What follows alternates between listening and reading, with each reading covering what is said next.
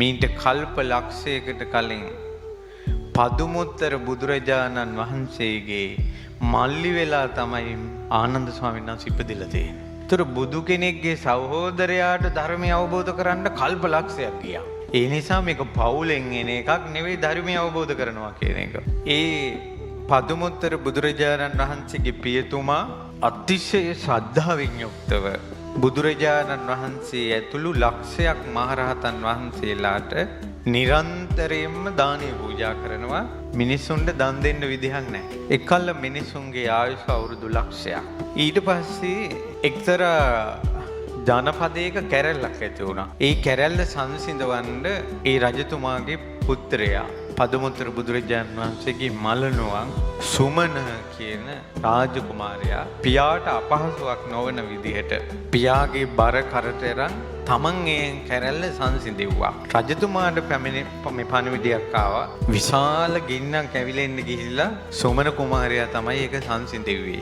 රජතුමා ප්‍රීතියටපත් වෙලා කුමාරයාව කැඳෙව්වා. ඒකට කුමාරයා පිරිවරාගෙන ඉන්න යාළුවෝ කියනවා සුමන දැන් පියතුමා සතුටටපත් වෙලා ඔබට කියනවා වරයක් දෙන්නම් කියලා. මොනවද ඔයා ඉල්ලන්නේ? එතකොට සුමන කුමාරයා යාළුවන්ගෙන් ඇහුවා හැබෑට යාළුවනේ මම මොනවද ඉල්ලන්න ඕනන්නේ?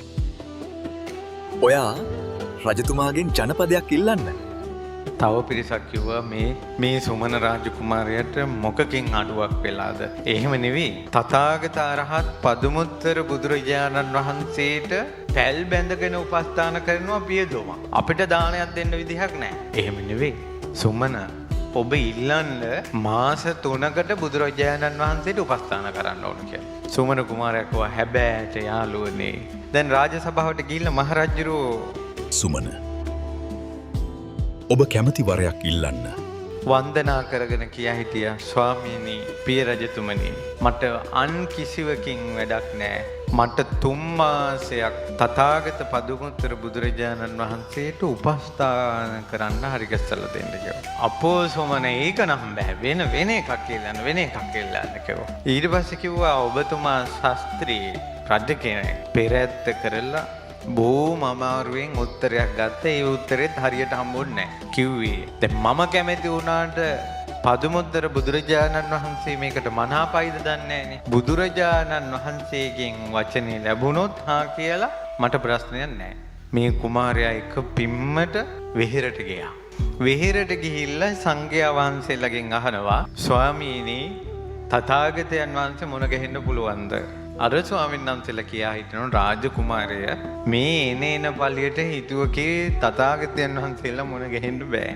දැන් බුදුරජාණන් වහන්සේ විවේකයෙන් ඉන්නේ. ඔබට ඕනේ නම් ඔය පණිවිඩේ සුමන තෙරුන් වහන්සේට කියන්න. සුමන තෙරුන් වහන්සේ කියන්නේ තථාගත පදුමුත්තර බුදුරජාණන් වහන්සේගේ අග්‍ර උපස්ථායකයන් වහන්සේ. අවසානයේ සුමන තෙරුන් වහන්සේ ළඟට ගිහිල්ලා ස්වාමීනි මට පදුමුත්තර තථාගතයන් වහන්සේ මුණ ගැහෙන්න ඕන කියලා කිව්වා. එතකොට සුමන තෙරුන් වහන්සේ කියා හිටියා රාජකුමාරය ඔහොම මොහොතක් ඉන්න කියලා අර කුමාරයා ඉස්සරහම පොළොව ඇතුළට ගියා කිඳා වැස්සා. බුදුරජාණන් වහන්සේගේ කුටිය ඇතුළෙන් මත උනා. බුදුරජාණන් වහන්සේ ඇහුවා ඇයි සුමන? මේ ස්වාමීනි සුමන රාජකුමාරයා තථාගතයන් වහන්සේ මුණ ගැහෙන්න පැමිණිලා සිටිනවා. එහෙනම් මට ආසනයක් පනවන්න මම වඩින්නම් කිව්වා. එහෙම පොළොව ඇතුළට ගියා. අර කුමාරයා ඉස්සරහ පිට පොළොවෙන් උඩට ආවා. දැන් අර සුමන රාජකුමාරයා ගල් ගහලා බලාගෙන ඉන්නවා. තථාගත බුදුරජාණන් වහන්සේ ගන්ධ කුටියේ පාගමනින් වැඩියා.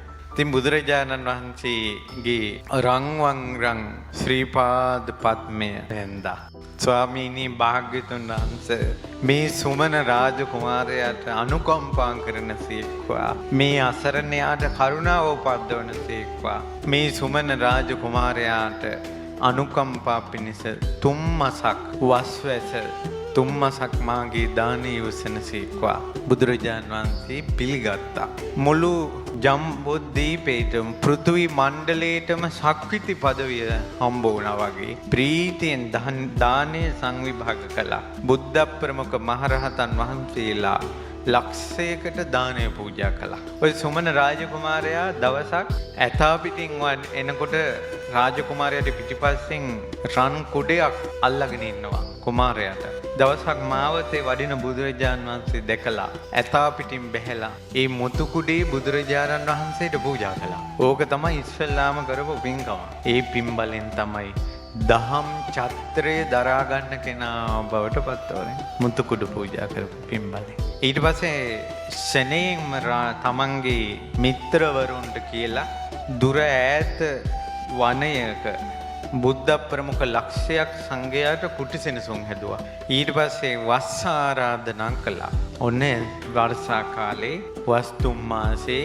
වස් වැසුවා. ඊට පස්සේ සුමන රාජකුමාරයා තමන්ගේ මැති ඇමතිවරු බිරින්දෑවරු ඔක්කොටම කතා කරලා කිව්වා තථාගතයන් වහන්සේලා ප්‍රතිපත්ති පූජාව ප්‍රශංසා කරනවා. ඒ නිසා මං වෙනුවෙන් දානේ හදලා බුද්ධෝපස්ථානය කරන ටික මං වෙනුවෙන් නුඹලා ඔක්කොම කරන්න ඕන. මම මේ 3 මාසෙම උපෝසත සීලේ සමාදන් වෙනවා කියලා සිල් සමාදන් වෙලා උතුරු සලුවක් සුදු කරට දාගෙන තමයි දම් බෙදුවේ 3 මාසෙම. අර දානෙට භාග්‍යතුන් වහන්සේ වැඩියට පස්සේ නිතර කතා කරනවා අර සුමන ස්වාමීන් වහන්සේට. සුමන අපි දැන් වඩිමු.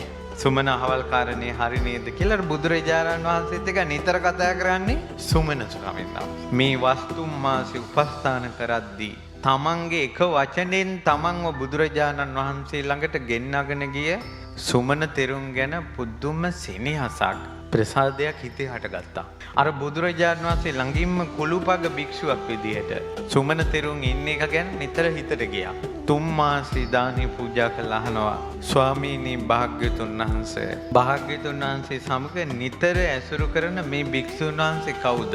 සුමන මේ තමයි තථාගතයන් වහන්සේගේ අග්‍ර උපස්ථායකයන් වහන්සේ සුමන කියන භික්ෂුව.